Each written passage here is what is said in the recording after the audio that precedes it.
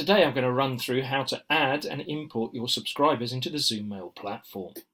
So to add your subscribers, the first thing you need to do is click on the subscriber tab here, and then you can add them from here.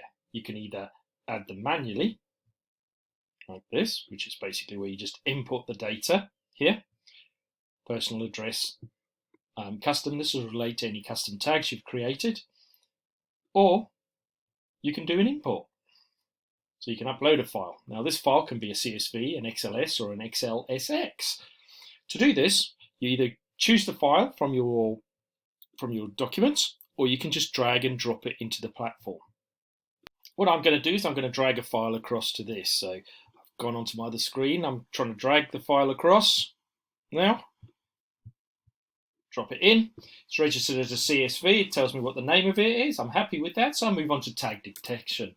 This is where I highlight and match the columns to the ZoomMail platform. In this, I want all of these, and they look like they've matched. If any of them do not match, I can just use a drop-down menu to change them. The top name is the name the column they're associated with in Zoom. The bottom one is the name they're associated with on the CSV. So as you can see, these are all correct, first name and all of that. So I'm just going to click across the top here and highlight them all. Once I've selected all the columns I wish to import, what I do is click confirmation. It just gives me a quick breakdown that I'm importing 11 tags across this. I then choose the group. I've got the group currently highlighted as media and marketing, which is the group I want to. If the group wasn't there, I could either choose it from here, or I could create a whole new group to import this list to.